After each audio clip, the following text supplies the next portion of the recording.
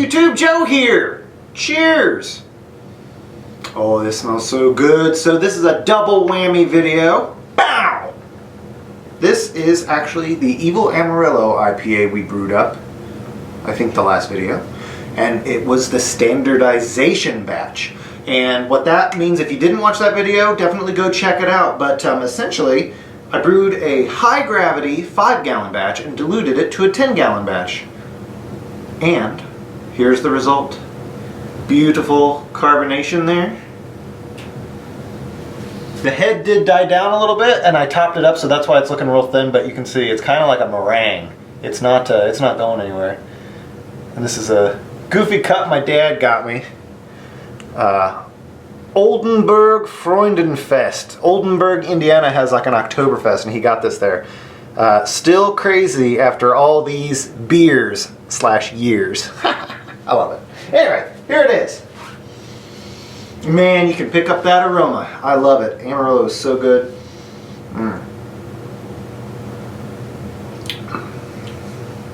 Ooh, yeah.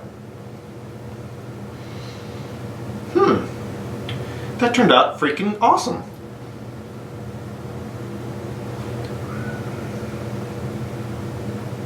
Yeah, you get all that flavor.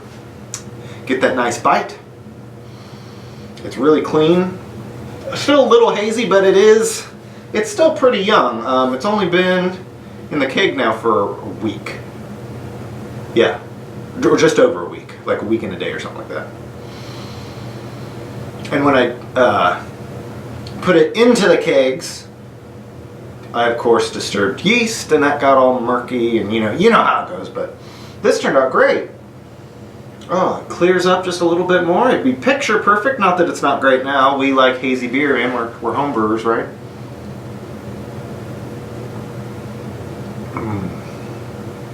Nice, clean.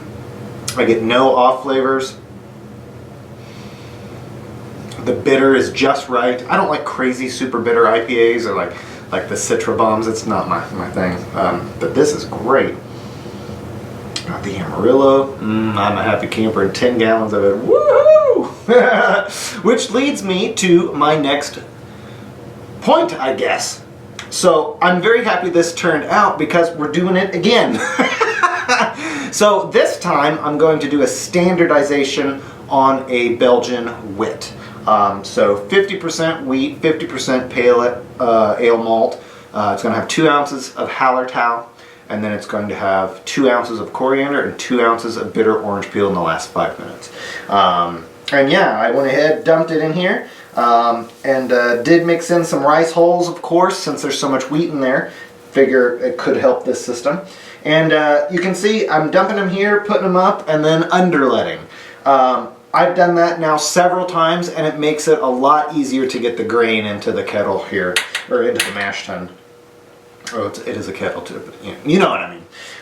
And so yeah, so I've been doing that pretty much every batch now. I can't say that I really noticed a difference in keeping, dough balls from happening. But it makes my life a hell of a lot easier, so why not do it? So we're gonna go ahead, get some water in here, get it heating up, pop this dude up here, get our floater ball installed, and yeah, I figured what else should we do? We've got a good beer here on tap.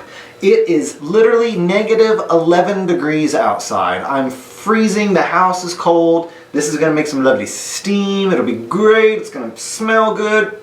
Plus then I'll have 10 gallons of Belgian Wit. Now, this is the first time I think I've ever brewed a Belgian Wit. So this is gonna be a learning experience. I've never worked with this much wheat before. Wheat beers are not my thing. Belgian beers really are not my thing, but I was inspired to do this, as well as I had some yeast that was coming past due, and that's how I brew. It was a Belgian Wit, and I found a couple Belgian Wits commercially that I really liked, so I was like, well hell, let's brew that. So this is actually a cheers to one of our customers, Mark. Thank you for your input and talking with me. You know who you are. And those are his favorite styles. And he said, he was like, well, isn't that a little bit of a bland style for the beers you like? And I was like, not really.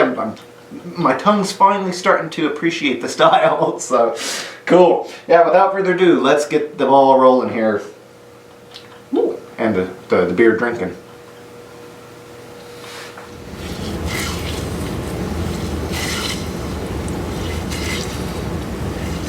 Was just doughing in here. Thought I'd show you I've got a lot more room in this one. This grain bill is about 6 pounds less grain than that giant batch we did before. So much more comfortable quantity here, you know. So yeah, I'll just keep doughing this in. Yeah, I just wanted to show you my extra wiggle room this time. It's nice. So we're in our mash here, and things are looking pretty good. So you've got a lot more wiggle room, which is nice. Look at the protein. This is just the mash, and over here is like where it's recirculating. It's going real slow. This one's been binding up all that wheat. I probably should have thrown in 2 pounds of rice hulls, but whatever.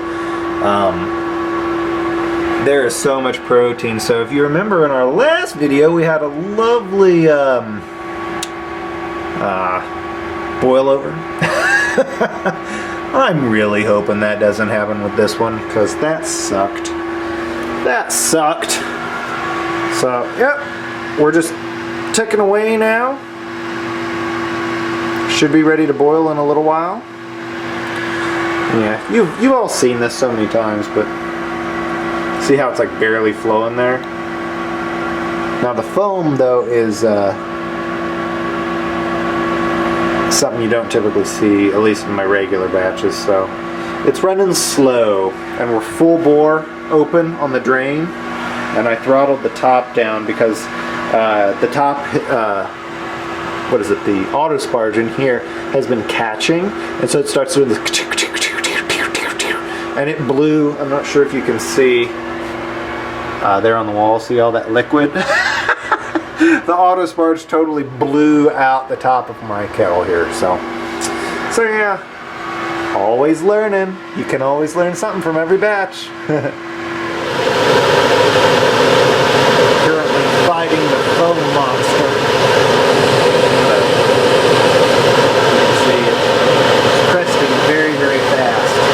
Pulled out that much gunk. Like, this is just pure protein foam. There's like barely any liquid on the bottom there, you can see. Look at that. So yeah. Whoop. And of course I've steamed you up, like always. Woo. But yeah, so now I'm just keeping an eye on it. We're at 70%. It's in manual mode now. 70% sitting right at 212.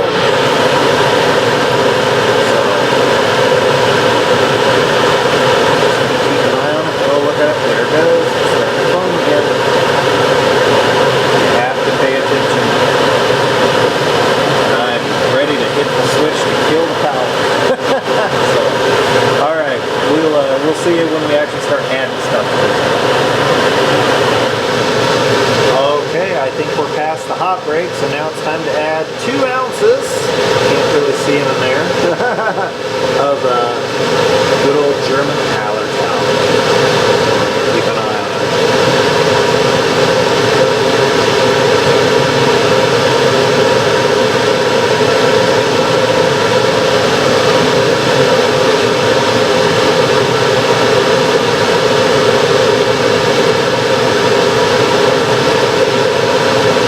Looking okay so far, but I do have right here at the ready my spray bottle. So. Good.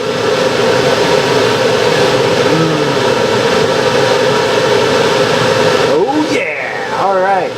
So now we're going to boil for an hour. I'm not going to film that. An hour of this would be dull. But basically 55 minutes, and then we will add 2 ounces of cracked coriander and 2 ounces of bitter orange peel.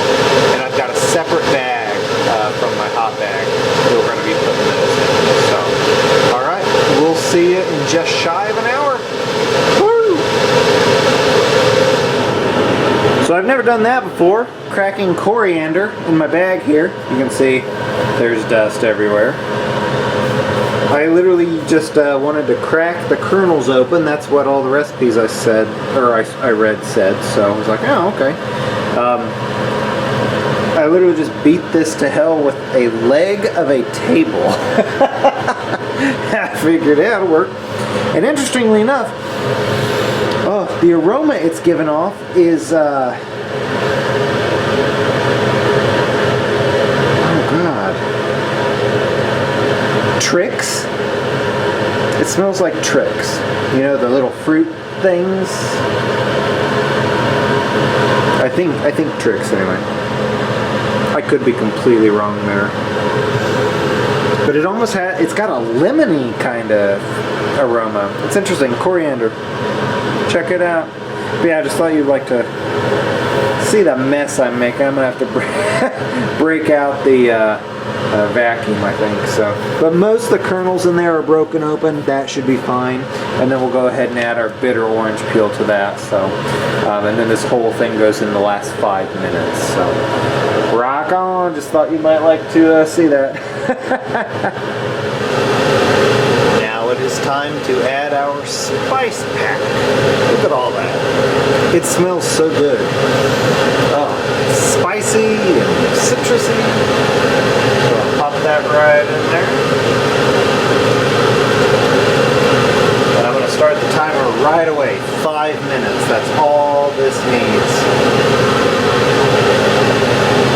It doesn't help if I get it all wet. For sure.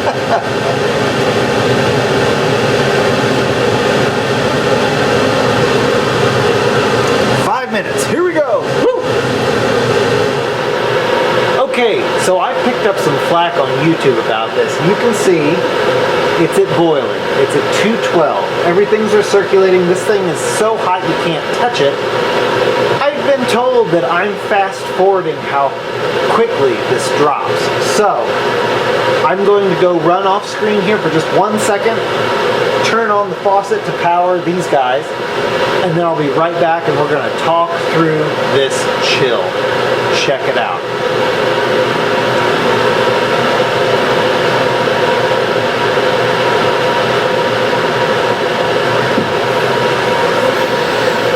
Okay, so we're real time. I just turned the water on. Look at that. I am not exaggerating this one bit. That is how fast it goes down. You've seen in some of my other videos, just like, ooh. There it goes. I'm not imitating this. You can tell everything's in real time here. I'm not a good enough video editor to splice in crap. So, but no, that's how fast the fermentator, or I'm sorry, the therminator works. So check that out. We went from boiling, now the output, so this hose here, running 94, 92, 90. You always hit a delta. There's going to be a point where it starts to slow down. And now it's recirculating cooler in, so the whole thing's going to start to cool, and it's just going to keep getting colder and colder. And because it's negative 11 degrees outside, I think my groundwater temperature is going to be pretty freaking low. So look at that. Just in the couple seconds we've been talking, it's already at 80. I'm not making this up. I'm not making this up, people. So yeah, I gotta get my fermenter ready now. Holy shit. So it is already that time. I gotta kill the pump here. And we gotta move this over because everything, it's cool. It has literally been about a minute and a half, 2 minutes. Our groundwater temperature is so cold.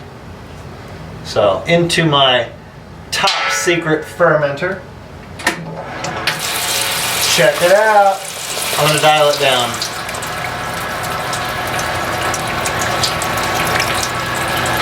There we go. So what we're doing right now, we're pumping the 5 gallons of concentrated wort in. It's literally at 60 degrees. It's too cool. I should speed this up. I can't get to my water right now.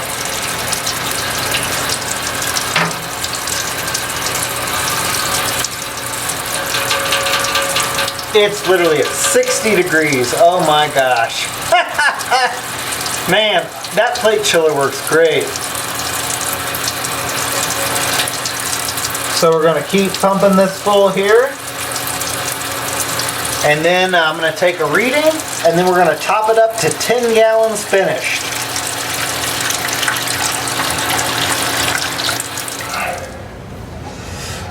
Time to top up. Here we go.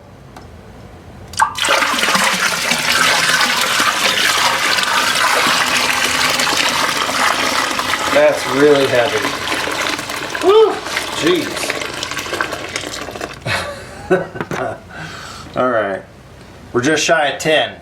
I got to top up more. I'll be back. Okay, so we gave it a good stir, and now it is time for the refractometer reading. Cleaned and sanitized dipper, of course. It's going to go right there. So I'm going to do that off screen here so I can actually see it. I always taste the little last bit of the... Not too bad. Alright, let's check this.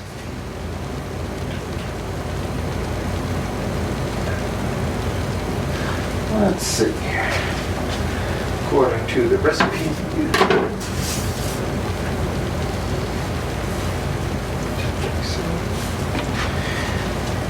Yeah. We're actually sitting a little low, and I think it's because, I'm not sure if you can see it on your screen there, but let me move over. I'll adjust this here. I realized I topped it up about a gallon too far, so I'm sitting at 1036. Yeah, according to the refractometer, 1036. It was supposed to be 1047, so I'm 10 points off, which kind of sucks, man. That's okay though. We'll get more beer out of it. It'll be a little lower gravity. It's a Belgian Wit, so that's not necessarily a bad thing. So what I'm going to do now, we got our packs of yeast here. I'm going to go sanitize the tops of them.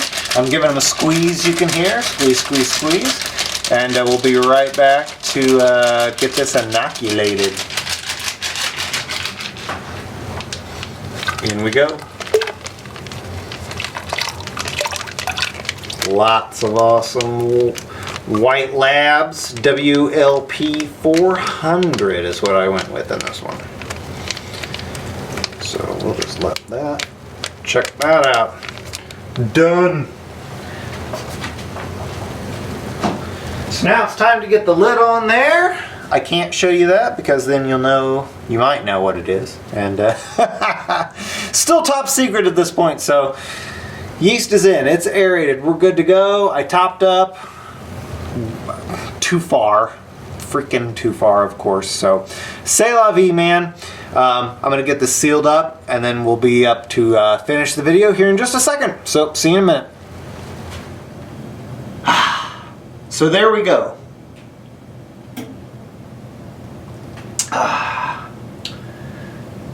11 gallons in the fermenter. Should have topped at 10. Gravity was 10 points lower than it should have been.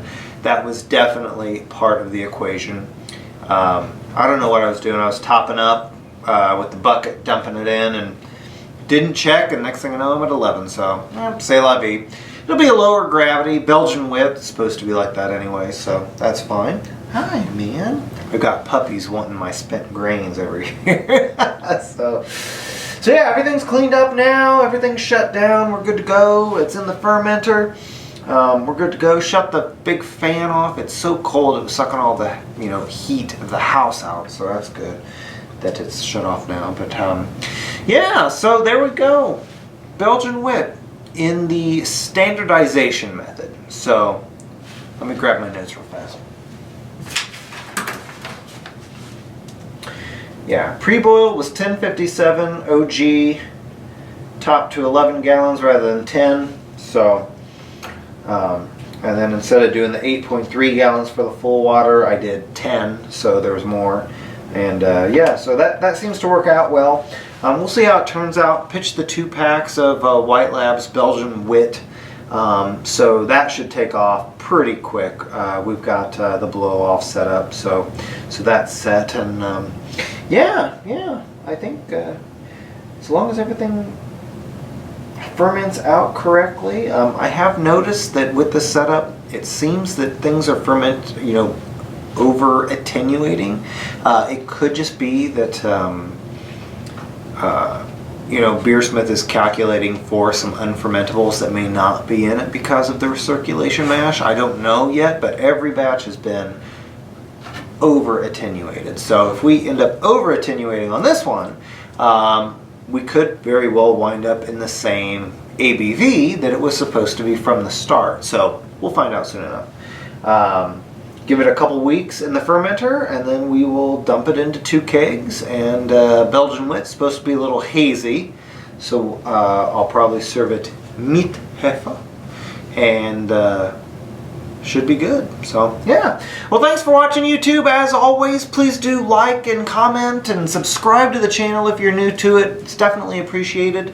And yeah, more brewing videos to come. I've got some frequently asked questions I'm working on, and yeah, so those will be coming up too. So this video, we got the last brew video, and then yeah, probably a couple non-brew videos, you know, short and sweet kind of answers to some popular questions. Puppies are looking at me.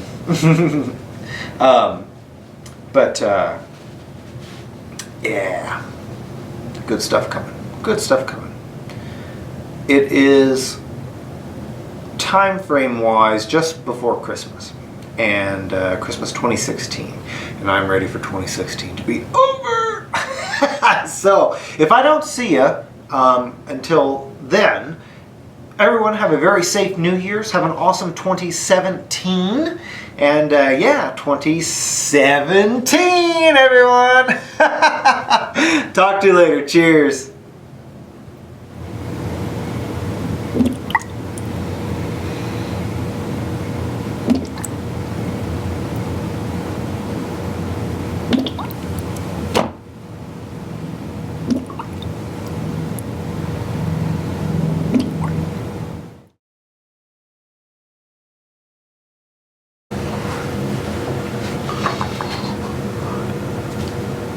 Don't I just look good?